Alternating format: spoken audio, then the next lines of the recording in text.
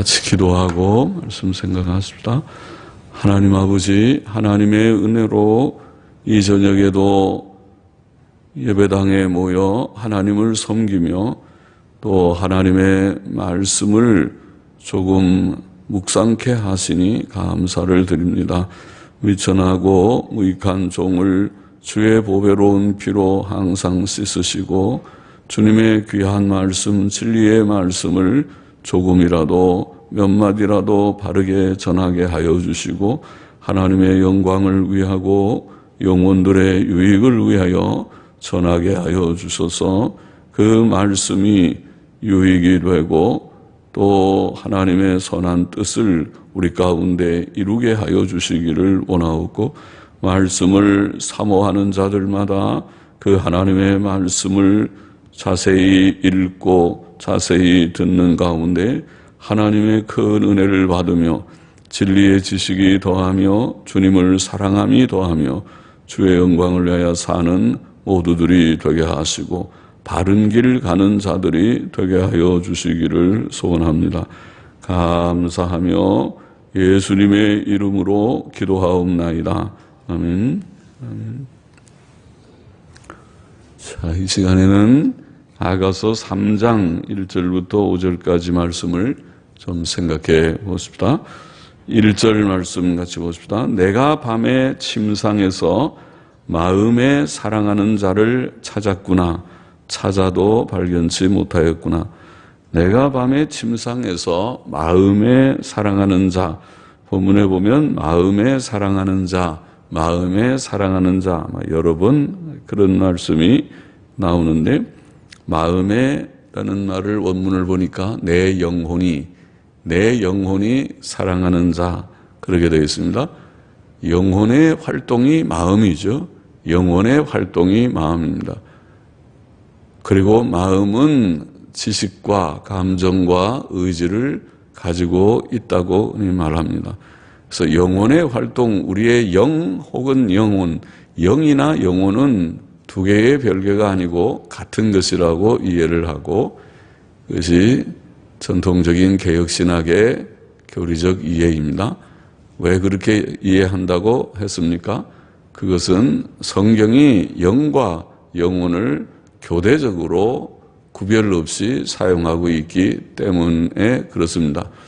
사람의 전체를 표현할 때에 어떤 때는 몸과 영, 어떤 때는 몸과 영혼 그렇게 표현하고 사람의 죽음을 묘사할 때 어떤 때는 영이 떠난다, 어떤 때는 영혼이 떠난다 그렇게 말하고 죽은 자들을 표현할 때 어떤 때는 영이라 그래 말하고 어떤 때는 영혼이라 그래 말하고 죽은 자들이 살아나는 것을 어떤 때는 영이 돌아왔다, 어떤 때는 영혼이 돌아왔다 이렇게 성경이 사용하고 있기 때문에 영과 영혼은 두 개의 다른 실체라고 보기 어렵다는 것이 전통적인 신학의 이해입니다. 그래서 영 혹은 영혼 같은 실체를 가리키는데 그럼 사람은 몸과 영혼 두 개의 실체로 두 개로 요 두 요소로 구성되어 있습니다. 항상 붙어 있어야 됩니다. 천사는 영만입니다. 하나님도 순수한 영이십니다. 그러나 사람은 영과 육이 같이 있습니다. 짐승은 육은 있지만은 불멸적인 영은 없습니다. 단지 생명의 호흡이 있을 뿐이고 본능적인 의식 정도가 있어 보일 뿐입니다.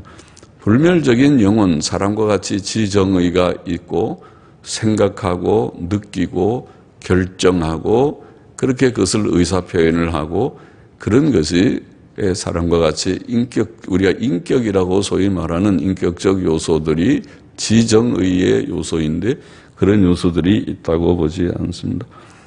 사람의 영혼이, 영 혹은 영혼의 활동이 마음이라고 하는 것입니다. 마음은 그러므로 지식과 감정과 의지가 이렇게 뭉쳐 있는 것과 같습니다. 지식과 의지와 감정의 면들을 우리의 마음의 기능에서 볼 수 있습니다. 생각을 어떻게 하는가, 그것이 마음의 기능이고 내가 어떤 것을 좋아하는가 싫어하는가 그것이 마음입니다. 또 내가 무엇을 굳게 결심하고 실천하는가 안 하는가, 그것이 마음의 활동이라고 할 수 있습니다. 내 마음이, 내 영혼, 혹은 여기에 번역하기를 마음에 사랑하는 자, 우리의 영혼이 사랑하는 자, 그것이 참된 사랑이죠. 마음이 없는 사랑은 사랑이 아니죠. 부부의 사랑은 그렇습니다. 내가 당신을 사랑해, 아무리 말을 하더라도 마음이 없는 말을 하는 것은 사랑이 아니죠. 사랑은 마음에서 우러나오는, 마음으로 진심으로 그를, 상대를 사랑하기를 원하고 또 사랑하고자 하는 마음을 가질 때에 참 사랑이죠. 사랑하는 생각을 하고 좋아하는 감정을 좀 가지고, 그리고 또 그를 위해서 무엇인가 좋은 일을 해보려고 애를 쓸 때에 그것이 진정한 사랑입니다. 실천이 없는 그런 사랑은, 그는 허울 좋은 그런 이름뿐인 사실은 참 사랑이 아닌 사랑이라고 할 수 있습니다. 내 마음에 사랑하는 자, 내 영혼이 사랑하는 자, 이렇게 신부가 신랑을 향해서 표현을 했습니다. 내가 밤에 침상에서 마음에 사랑하는 자를 찾았구나. 신부는 밤에 침상에서 쉬는 시간이죠. 밤은 쉬는 시간, 일하는 시간이 아니고, 일하는 시간은 신랑이 집에 있으면 안 되죠. 그럼 실업자가 되든지 또 무슨 물론 휴가대에 쉴 수 있지만은 보통은 그렇지 않죠. 낮에는 나가서 일을 합니다. 열심히 일을 해야 되는, 이제 일반적으로 말하면 그렇습니다. 요새는 낮과 밤이 다 바뀐 그런 구조도 있지만 말이죠.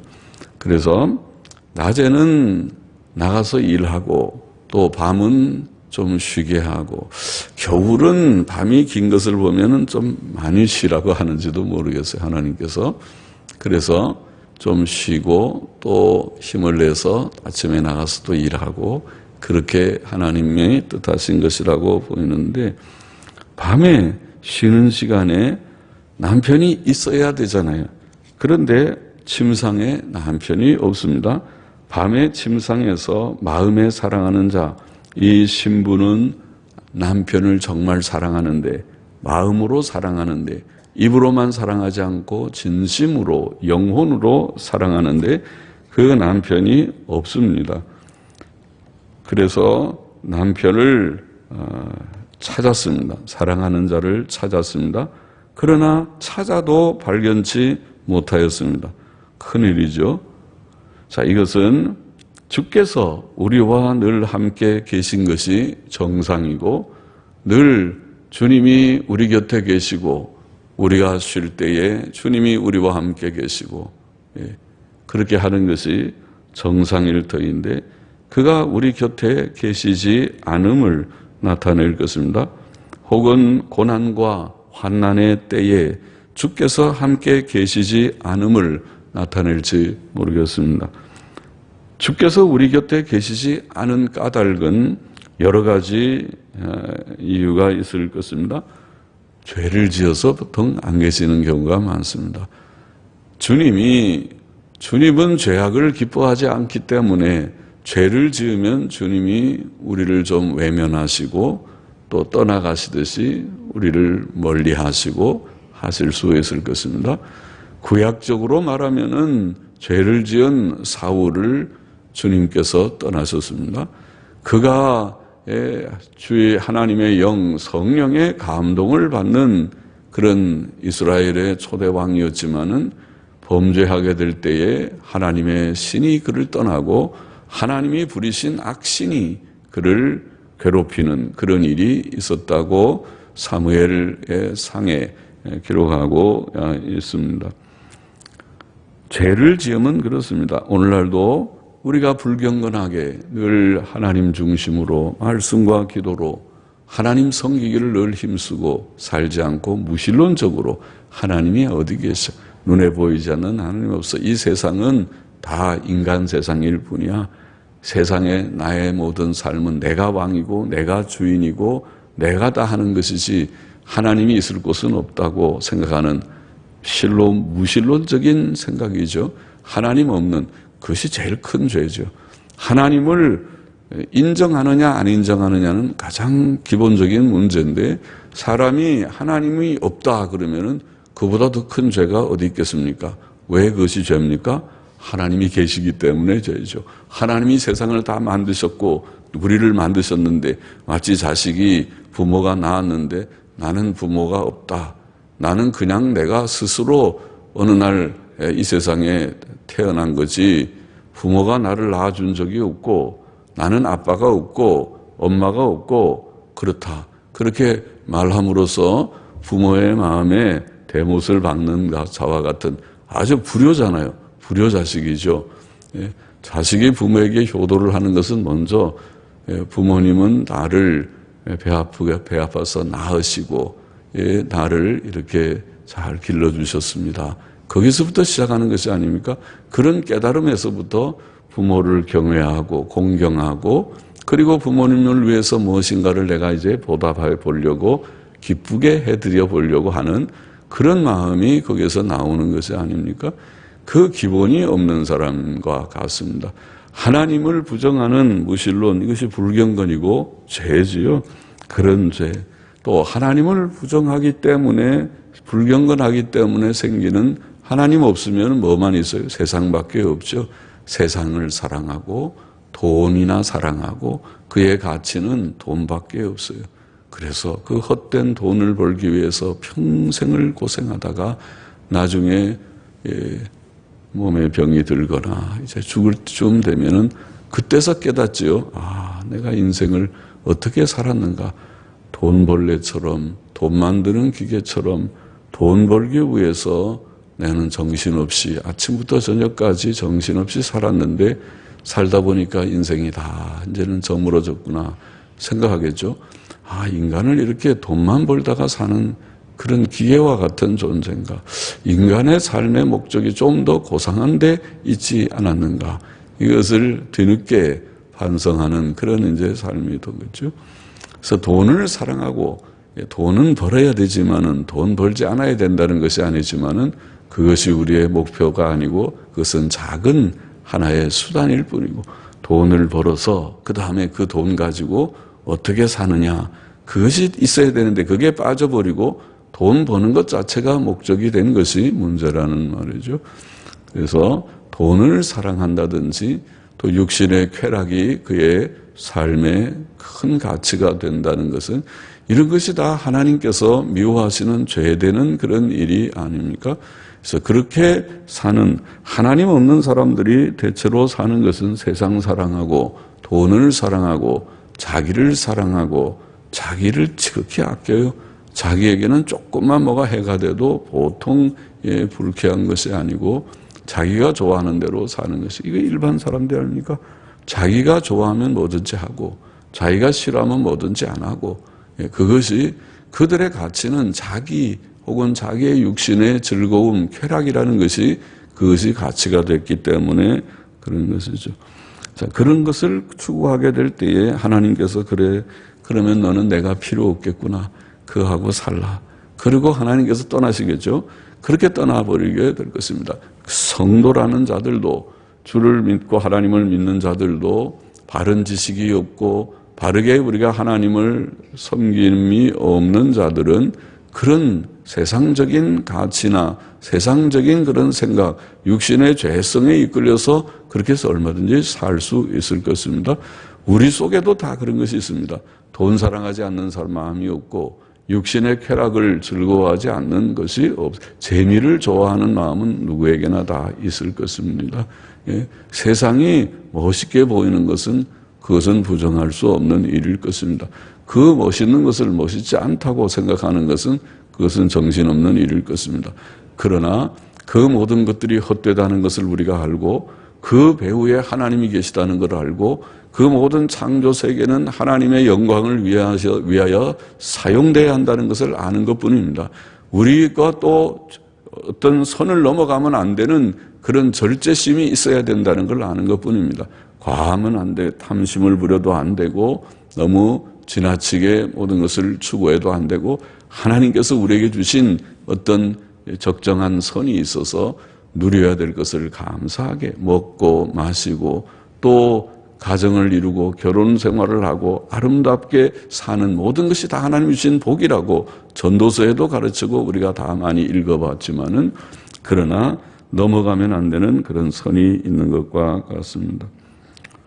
또 때로는 하나님께서 우리가 진실이 하나님을 믿으려고 하는데도 우리의 인격을 더 단련하기 위해서 잠시 떠나신 것과 같이 그렇게 되는 일도 성경에 있습니다. 욥의 고난이고 때때로 여러 가지 의인이 당하는 고난, 의인에게는 많은 고난이 있다고 말할 때 고난입니다. 의롭게 살았는데 바르게 살려고 몸부림했는데 하나님께서 그에게 육신의 질병을 주셨습니다. 또 환경적인 어려운 문제를 주었습니다. 그것은 그런 것을 통해서 더 단련을 받아서 이것들이 다 너무 허무한 것이로구나. 나의 가치는 정말 하나님이로구나 하는 것을 그가 입으로만 고백하지 않고 그것을 실감하도록 그렇게 하는 뜻이 있습니다. 그래서 그것은 하나님의 은혜입니다. 그것은 성화의 훈련이라고 하는 것입니다. 그것은 죄가 어떤 특정한 죄가 있어서 내리는 그런 고난이 아니고 하나님께서 우리를 더욱 단련시켜서 더 한 단계 높은 인격, 더 신앙의 지식, 인격으로 성장케 하기 위하여 단련시키시는 그런 일도 있습니다. 내가 밤에 침상에서 내 영혼이 사랑하는 자를 찾았지만은 발견치 못했습니다. 2절에 보면 이에 내가 일어나서 성중으로 돌아다니며 마음에 사랑하는 자를 거리에서나 큰 길에서나 찾으리라 하고 찾으나 만나지 못하였구나. 신부는 일어나 성중에 돌아다니며 그 마음에 사랑하는 자, 그 영혼이 사랑하는 자를 거리에서나 큰 길에서 찾으려 했습니다. 성은 예루살렘 성, 곧 신약적으로 말하면 교회를 가리킬 것입니다. 또 거리나 큰 길은 교회 안에서의 생활, 즉 교제나 활동들에 비교할 수 있을 것입니다. 그러나 신부가 거기에서 신랑을 만날 수 없었듯이 성도는 때때로 교회 안에서의 교제나 활동들을 통해 주님을 만나지 못합니다. 그것은 다른 성도들이나 교회의 부족 때문일 수도 있으나 또한 성도 자신의 부족이나 문제 때문일 수도 있습니다. 오늘날 교회도 그런 아마 방황하는 교회일지도 모릅니다. 교회들이 많이 해이해지고 변질되어서 진실한 성도들이 이 교회 저 교회를 어떤 때는 방황하는 일도 있습니다. 진지한 자일수록 그런 방황하는 일들이 있습니다. 참된 교회, 주님의 참 음성을 듣기를 원하지만은 그러나 때때로 듣지 못하고 주님의 형상을 보기를 원하지만은 보지 못하고 방황하는 성중에 돌아다니면서 마음에 사랑하는 자를 찾고자 하지만은 거리에서나 큰 길에서나 찾고자 하지만은 만나지 못하는 일이 있을지도 모르겠습니다. 있을 것입니다.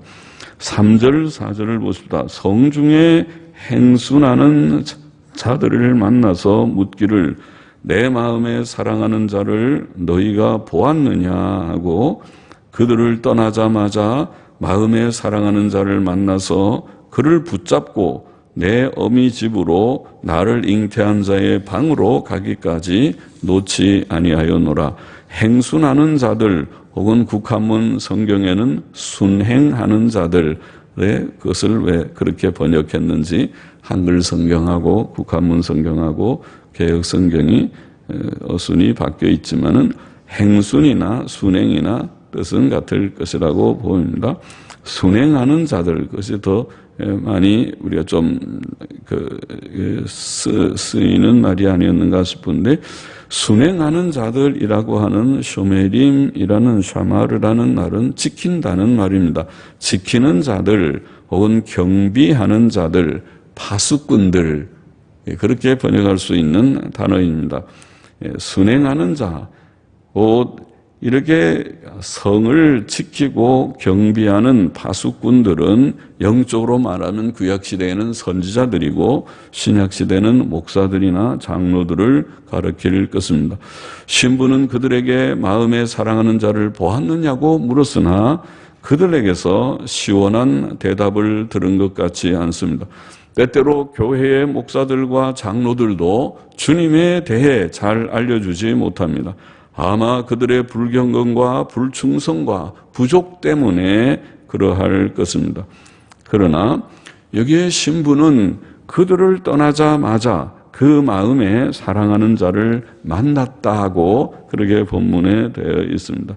성도가 진정으로 주를 사모하며 애타게 찾는다면은 금방 만나지 못하지만은 주께서 멀리 떠나 계신 것이 아니었고 그를 버리신 것이 아니었습니다. 심지어는 순행하는 자들, 곧 목사들과 장로들을 통해서 주님을 바로 깨닫지 못해도 주님께서 그를 버리지 않으시고 그를 깨우쳐 주시고 그에게 참된 진리의 지식에 이르게 하실 것입니다. 주께서는 그를 사모하며 그의 뜻대로 순종하며 죄악된 것을 버리고 그만 의지하는 자들에게 만나주시는 주님이십니다. 성도는 주님과의 교제의 회복이라고 할지 교제의 회복을 얻게 될 것입니다. 주님과 늘 교제하며 살다가 주님이 안 계신 것 같고 못 만나는 것 같고 멀리 계신 것 같고 떠나신 것 같았지만은 다시금 주님을 발견하듯이 주님이 멀리 계시지 않고 내 곁에 계셨구나. 나와 함께 계시구나. 주님은 영으로 우리와 늘 함께 하시고 성령으로 우리 속에 영원히 내주하시고 떠나지 아니하시는 주님이셨구나 하는 것을 깨닫게 될 것입니다.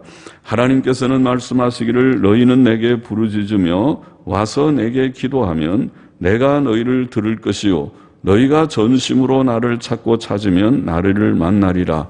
예레미야 29장 12절 13절에 그렇게 말씀하신 바가 있습니다. 그것은 약속과 같은 말씀이죠. 우리가 하나님께 부르짖으면 간절히 진지하게 진심으로 찾으면 만나주시는 하나님이시다. 주님께서도 말씀하시기를 구하라 그러면 너희에게 주실 것이요 찾으라 그러면 찾을 것이요 문을 두드리라 그러면 너에게 열릴 것이니 그 말씀 마태복음 7장 7절의 말씀을 기억하실 것입니다. 기도는 주님을 만나는 그런 방법입니다. 말씀과 기도의 시간을 갖는 자는 메마름이 없습니다. 말씀과 기도의 시간을 우리가 많이 가지는 자는 결코 주님을 만나지 못하는 일이 없습니다. 말씀 속에서 찾아오셔서 우리에게 주의 풍성한 말씀을 주시는 하나님이시고 기도를 통해서 주님께 아뢰 때에 주님께서 오냐 듣는다고 더 친밀하게 가까이 기도할 때 주님과 더 가까워지는 교제를 느끼게 하시고 경험하게 하시는 주님이신 것입니다. 신부는 신랑을 재발견하듯이 발견했습니다. 신부는 신랑을 꼭 붙들고 그의 어머니 집 그를 잉태한 자의 방으로 가기까지 놓지 않았다고 오늘 본문은 표현합니다. 그의 어머니 집은 교회를 가리킬 것이라고 생각됩니다. 성도는 주께서 함께하지 않으신 때에 슬픔과 고통을 알고 또 주님을 찾고 그를 만나는 것이 때때로 힘든 과정임을 체험하였기 때문에 이제는 그를 꼭 붙들고 그를 놓지 않기를 결심하는 것입니다. 이제는 내가 이 영적인 생활이 식어지지 않게 해야 되겠다고, 이제는 주님과 늘 날마다 깊은 교제 속에서 하루하루를 힘있게 살아보겠다고 결심하게 되는 것입니다. 그래서 말씀과 기도의 단을 더욱 쌓게 되는 것입니다. 5절을 보십시다. 예루살렘 여자들아 내가 노루와 들사슴으로 너희에게 부탁한다. 사랑하는 자가 원하기 전에는 흔들지 말고 깨우지 말지니라. 2장 7절에서도 같은 말씀을 우리가 읽었습니다. 그때에도 제가 비슷한 해석을 했습니다마는 본문을 신부의 말로 볼 수도 있지만은 옛날 영어 성경이나 또 NIV 성경, 오늘날 영어 성경은 신부의 말로 그렇게 이해하면서 번역을 했지만은 사랑하는 자라는 말이 여성 명사라고 제가 설명드렸고, 원하기 전에는 이라는 원문을 보니까 그 여자가 기뻐하기까지, 그 여자가 기뻐한다. 그렇게 히브리어는 동사도 앞에 다 주어가 다 붙어 있어요. 히브리어 자체가. 그래서 1인칭이 있고 2인칭도 남성이 있고 여성이 있고 3인칭도 남성이 있고 여성이 있고 다 그래서 동사만 보면 이것이 지금 누구의 말인지 누구를 가리키는 건지 볼 수가 있는데, 그 여자가 기뻐하기까지라고 말하는 걸 보면 신랑의 말이 아닌가 싶습니다. 신랑이 말하기를 사랑하는 자 여성 명사로 썼고, 그 여자가 기뻐하기까지, 그가 이제 잠 잘 잤다 그러고 이제는 내가 깨야겠다 할 때까지 가만히 깨우지 말고 있으라, 이런 뜻이라고 그렇게 이해할 수 있겠다고 말씀드렸습니다. 그것이 근래의 NASB 성경이 번역한 그런 번역입니다. 노루와 들사슴으로라는 표현은 그 짐승들의 사랑스러운 모습을 가리킬 것이라고 설명한 바가 있습니다. 신부가 잠든 모습은 사랑스럽습니다. 노루와 들사슴처럼 예쁜 노루와 들사슴이 잠이 들었습니다. 그래 평소에도 예쁘지만은 잠든 모습이 더 예쁩니다. 잠이 들어 있는 것과 같이 노루와 들사슴과 같이 사랑스러운 잠을 자는 신부의 모습입니다. 사람이 노루와 들사슴의 그런 모습을 보면 놀라게 하지 않고, 그런데도 꽝꽝 시끄럽게 하고 떠들썩하게 하고 해서 이거 잘 자는 거를 깨우게 그렇게 하지 않고 조용하게 쉬쉬하면서 조용하게 관망하는 것이 좋듯이, 신랑은 잠든 신부를 흔들거나 깨우지 말라고 말하는 것입니다. 신부의 사랑스러운 모습이 유지되도록 그가 혹시 깨어 싫어하거나 짜증을 내지 않도록 조심하라고 말하는 것입니다. 주께서는 우리에게 이런 평안한 휴식, 단잠을, 하나님이 사랑하시는 자에게 주시는 단잠을 우리에게 허락하시듯이 조용하게 잠을 푹 자도록, 깨우지 않게 시끄럽게 하지 말고 주위를 좀 다 조용케 하고 잘 자게 하듯이 우리에게 참된 평안을 주시는 주님이신 줄을 믿습니다. 우리에게 참된 안식과 평안을 주시는 주님, 마태복음 11장 28절에 우리가 잘 아는 바와 같이 수고하고 무거운 짐진 자들아 다 내게로 오라, 내가 너희를 쉬게 하리라. 주님이 그런 말씀을 하셨는데 과연 주님이 그렇게 하실 수 있습니까? 있으니까 하셨죠. 하실 수도 없으면서 그 말을 하시면은 주님이 아니시죠. 거짓말장이고 거짓 교사이지요. 주님은 하나님의 아들이시고 또 모든 것을 주권적으로 행하실 수 있는 신성을 가지신 분이십니다. 수고하고 무거운 짐진 자는 저와 여러분 모든 인생들을 말합니다. 해도 해도 끝이 없는 일, 언제 이것이 끝나는가. 저도 매일매일 앉아가지고 계속 해도 끝이 없고 할 일은 많은데 이게 일이 없고, 여러분도 마찬가지겠죠. 저는 저 나름대로 그러고, 또 우리 집 사람도 가만히 보면은 아이고 이게 누군 또 언제 아파서 병원에 한번 가고 그 다음 날도 또 가고 뭐 어디 또 뭐 특별구제하느라고 가고 장을 가고 뭐 하고, 가만히 보니까 저러다가 팍 쓰러진다. 쉽게 그렇게 매일매일 바쁘게 생활하는 걸 보고 언제 우리가 쉬겠는가? 죽을 때 되면 쉬겠는가? 언제 휴식의 시간이 오겠는가? 모르겠다. 이런 생각을 하는 것이 우리의 인생의 삶의 현실이겠지만은, 그러나 또 거기에 더해서 범죄하면 마음의 평안을 잃고 죄책에 곧 고통을 당하고 두려워 떨고 그러다가 하나님 앞에 천벌받지 하나님이 너를 때리시지 큰일 나 큰 사고 나지 그렇게 하는 두려움이 있고 또 평안이 사라져버립니다. 죄를 짓게 되면 두려움이 찾아오고 평안이 사라져버리고 기쁨이 사라져버리는 그것이 무거운 다 짐입니다. 인생은 무거운 짐을 진 것과 같은 존재지만은 주님께서 와라.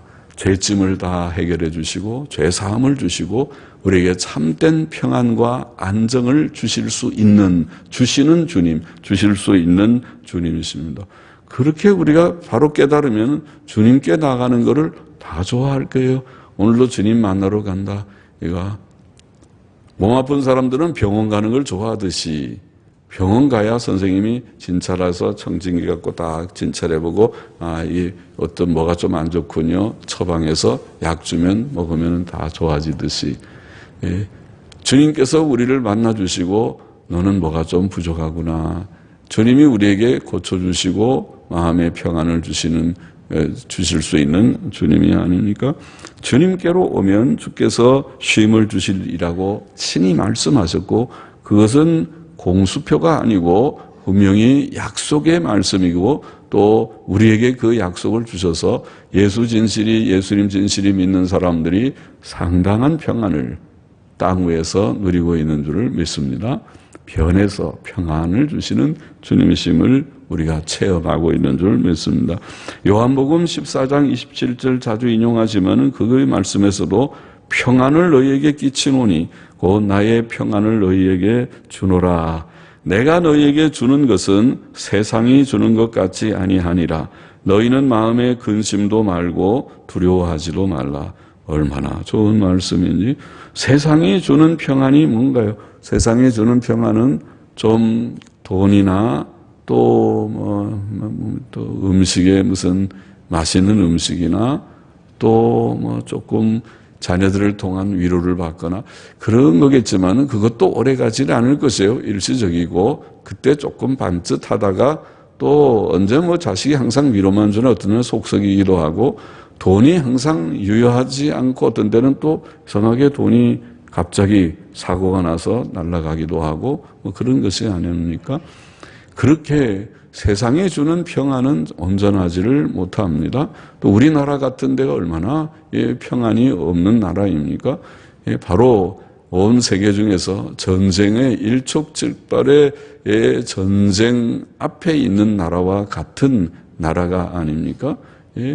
언젠가는 한번 뭐가 터질 것만 같은 그런 위험한 그것도 보통 위험한 것이 아니고 저 많은 장사정포나 또 스커드 미사일, 노동 미사일, 또 ICBM까지 있다고 하는 그 미사일, 거기에 생화학 무기 미사일들의 다 사정거리 속에 있어서 ICBM까지 안 하더라도 우리는 다 휴전선에 전진 배치되어 있다고 하니까 장사정포가 그것이 무슨 몇천문이라는 말도 있고 하지만은 그냥 적게 잡아도 그런 수천 개의 장사정포가 겨냥하고 있으니까 그것이 쏘면 한 발씩 빵빵 쏘는 것이 아니고 이번에는 동시에 빗발치듯이 그렇게 비 오듯이 쏟아질 것 같은 그런 위험 속에서도 우리는 아주 씩씩하게 태평하게 거기에 대해서 아무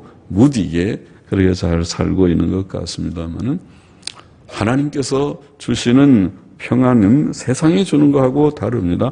세상은 이렇게 불안한 세상이고 평안이 있다고 하지만 깊이 생각해 보면 평안이 없는 세상이지만은 하나님께서는 우리에게 참된 마음의 안정과 평안을 주시고 하나님을 의지하고 살게 하셨고 또 이 상당한 평안을 주의 백성들에게 주시는 줄 믿습니다. 데살로니가 후서 3장 16절에도 평강의 주께서 친히 때마다 일마다 너희에게 평강 주시기를 원하노라. 주는 너희 모든 사람과 함께 하실지어다 라는 축복의 말씀이 있습니다. 주님께서는 평강의 주님이시고 친히 때마다 일마다 우리에게 평강을 주실 수 있고 주시는 하나님이시다. 이 평안이 제 속에도 여러분 속에도 한국에도 저의 외국에도 여러분의 자녀들에게도 여러분의 가족들에게도 다 있기를 소망합니다. 우리는 주께서 주시는 평안, 주님이 깨우지 마세요. 지금 잠이 들었습니다. 푹 자고 개운하게 일어나도록 가만히 두세요 하고 우리를 깊이 잠재우시는 것처럼 참된 평안, 참된 위로와 기쁨을 주께서 우리에게 주시고 그것을 늘 유지하며 사는 우리가 되기를 원합니다. 오늘 석절의 말씀을 우리가 좀 정리해 보십시다. 성도는 때때로 주님을 잃어버린 것 같은 때가 있습니다. 그 이유는 자신의 죄 때문이거나 신앙 인격의 훈련 때문일 것입니다. 그러나 주께서는 자신의 죄를 회개하고 주를 의지한 자들을 결코 버리지 아니하시고 사실은 멀리 떠나 계시지도 않고 곁에 계시지만은 우리가 주님을 잘 알지 못하고 있다가 주님이 안 계신 것 같다 하는 순간 주님이 우리 곁에서 내가 너 옆에 항상 보고 있는데 네가 나를 잘 알지 못했구나 하고 만나주시곤 하는 그런 주님이시다. 이게 그렇게 표현했습니다. 우리를 결코 떠나지 않으시고 버리지 않으실 것이다. 단지 우리가 죄를 지었을 때 주님과 멀어질 수 있으니 철저히 회개하고 주님만을 굳게 의지해야 할 것이다. 오늘날도 전심으로 하나님과 주 예수 그리스도를 찾는 성도는 그를 만날 것이다. 정말 찾는다면 어떤 때는 교회 교인들 속에서 교회 교제와 활동 속에서 어떤 때는 목사들이나 장로들의 말이나 행위 속에서 주님을 발견하지 못하는 그때라도 주님은 우리를 버려두지 않으시고 만나주시고 내가 혼자 말씀과 기도의 단을 쌓을 때에 내게 찾아와 말씀하시고 나의 기도를 들어주시고 위로해 주시고 힘을 주시고 평안을 주시고 내가 너와 함께 있다. 두려워하지 말아라. 힘을 내라고 우리를 위로 격려하시는 주님이신 줄을 믿습니다. 또 우리가 이렇게 주님을 만나게 될 때에는 여기에 표현한 대로 신부의 표현대로 내가 이제는 꼭 신랑을 붙들고 놓지 않겠다. 내가 그와 교제하는 것을 끝까지 유지하겠다. 꼭 붙드는 마음으로 주님과 늘 가까이 교제하는 말씀과 기도의 단 쌓기를 힘쓰는 우리가 되어야 하겠습니다. 또 하나님 안에는 참 평안이 있다. 새끈새끈 잠을 재우는 어린 아기를 우리가 재우는 부모처럼 혹은 사랑스러운 아내를 팔베개를 하고 재우는 사랑하는 남편처럼 하나님 안에는 참 평안이 있어서 하나님을 믿는 자에게 하나님께서는 깊은 하나님을 사랑하는 자에게 깊은 단잠을 주시고 참 평안, 수고하고 무거운 짐진 우리에게 구주 예수께서는 참 평안을 주시기 위해 이 세상에 오셨습니다. 우리는 주님과 함께 교제하고 동행하면서 주께서 주시는 이 평안을 늘 누리는 우리가 되어야 하겠습니다. 평안하기를 원합니다. 모두들이 다 평안하시기를 원합니다. 이 평안은 하나님이 주실 것이고 하나님이 주시는 참 평안을 우리가 누려야 할 것이고 누릴 것입니다. 세상이 주는 것과 다른 참된 평안을 하나님께서 오늘 저와 여러분 속에 많이 주시기를 소원합니다.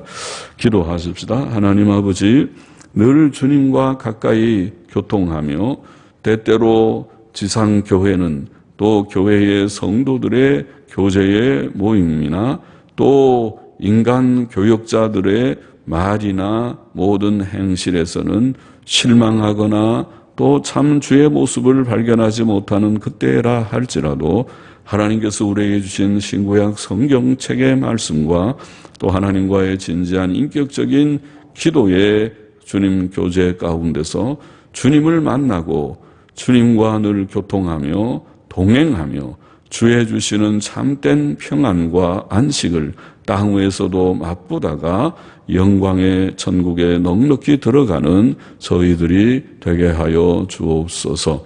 주여 주께서 허락하신 모든 은혜를 오늘 저와 우리 모두들에게 말씀을 나눈 모두들에게 내려주옵소서. 또 이 말씀을 사모하는 모든 우리 다른 교우들에게도 주님께서 같은 은혜를 내려주옵소서. 예수님의 이름으로 감사하며 기도하옵나이다. 아멘. 아멘.